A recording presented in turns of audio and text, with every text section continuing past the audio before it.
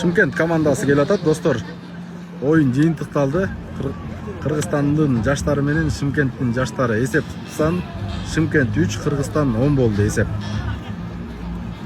Oyun бүттү. Жакшы oyun болду.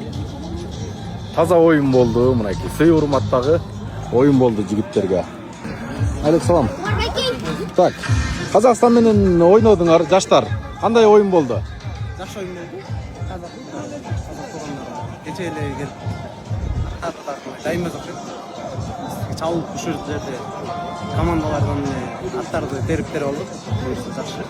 Багы, негизги курамдын аттары эмес. Негизги курам аттары эмес.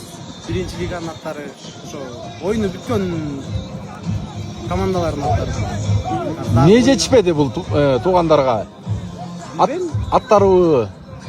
Аттары деле билбейм анын.